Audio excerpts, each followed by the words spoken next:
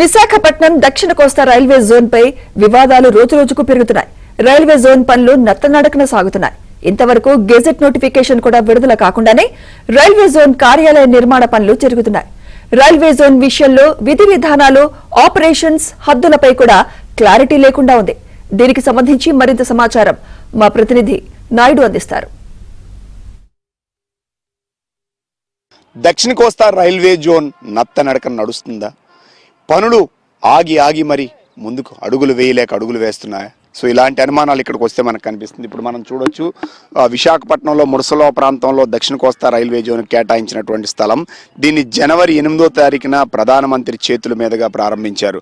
అయితే ఇప్పుడు మనం చూస్తే కేవలం ఒక కొద్ది శాతం మాత్రమే, కనీసం అంటే పూర్తి స్థాయి పనులు కూడా ఇక్కడ జరగడం లేదనడానికి ఇదే ఉదాహరణ. దీనికి అనేక ఇబ్బందులు మొదలైనటువంటి పరిస్థితి. గతంలో వచ్చినటువంటి ఇక్కడ స్థానికంగా ఉన్నటువంటి గిరిజనులు ఎవరైతే ఉన్నారో వాళ్ళు గత కొంతకాలంగా కూడా ఇక్కడ వివాదం, ఎందుకంటే ఇది గతంలో మాకు కేటాయించారు, మాకు పట్టాలు ఇచ్చారు, అవి క్యాన్సిల్ చేశారు, మాకు ప్రత్యామ్నాయం చూపలేదని చెప్పి చాలా రోజులుగా ఆందోళన చేస్తున్నారు. వాళ్ళంతా కూడా ఆందోళన చేయడంతో ఎక్కడికక్కడ పనులు అయితే పూర్తి స్థాయిలో నిలిచిపోయి గత 5 రోజుల నుంచి మళ్ళీ ఈ పనులు అనేవి ప్రస్తుతం జరుగుతున్నటువంటి పరిస్థితి అయితే మనకు కనిపిస్తుంది. ప్రస్తుతం దక్షిణ కోస్తా రైల్వే జోన్కి మురసల్లో ఏరియాలో 53 ఎకరాలు కేటాయించినటువంటి స్థలంలోనే మనం ఉన్నాం. సో ప్రస్తుతం అయితే పనులు జరుగుతున్నాయి.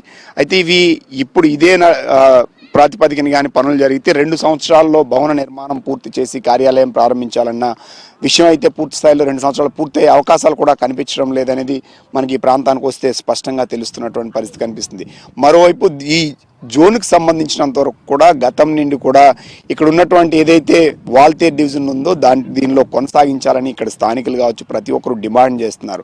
సో ఇప్పుడు దక్షిణ కోస్తా రైల్వే జోన్లో వాల్తేర్ డివిజన్ తీసుకువెళ్ళి అటు రాయగఢ జోన్లో కలపడం జరిగింది, రాయగఢ డివిజన్లో కలిపివేయడం జరిగింది. రాయగఢ డివిజన్లో కలిపివేయడంతో ఇప్పుడు ప్రస్తుతం కొత్త వలస నుంచి కిరణ్డోల్ వరకు ఉన్నటువంటి లైన్ ఇందులో కలపాలని ఇక్కడ స్థానికులు కానీ ప్రతి ఒక్కరు డిమాండ్ చేస్తున్నటువంటి పరిస్థితి. వీటన్నిటికంటే పెద్ద విషయం ఏంటి అంటే, సో ఏ జోన్ ప్రకటించినా దానికి ముందు గజెట్ నోటిఫికేషన్ ఇస్తారు, అంటే విధి విధానాలు ఇస్తారు.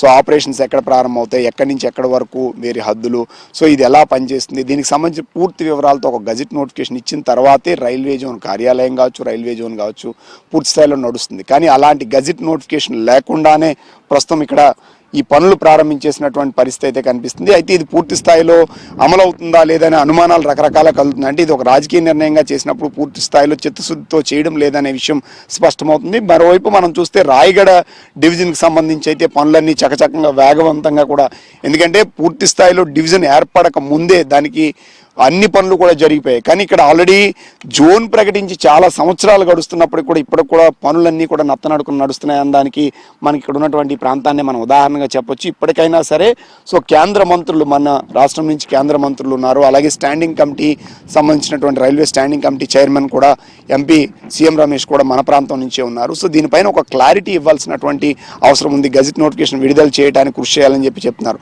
అయితే మరొక వాదన కూడా వినిపిస్తుంది. ఇక్కడ ఉన్నటువంటి ఏదైతే వాల్తేర్ డివిజన్ ఉందో ఆ డివిజన్తో పాటుగా కొన్ని ప్రాంతాలను ఈ ప్రాంతంలోనే కొనసాగించాలని చెప్పి ఇక్కడ స్థానికులు కావచ్చు ప్రతి ఒక్కరు కూడా డిమాండ్ చేస్తున్నారు.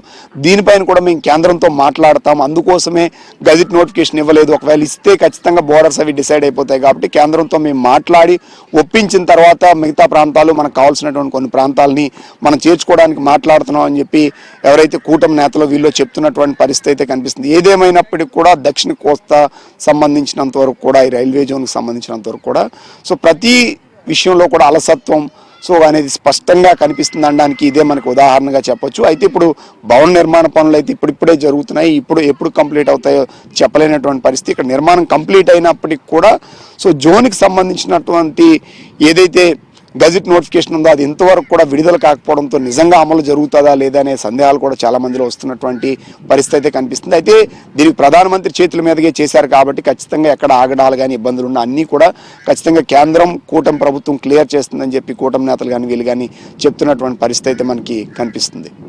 వీడియో జర్నలిస్ట్ అభిలాష్ నాయుడు, విశాఖపట్నంలో రైల్వే జోన్ నిర్మాణ ప్రాంతం నుంచి.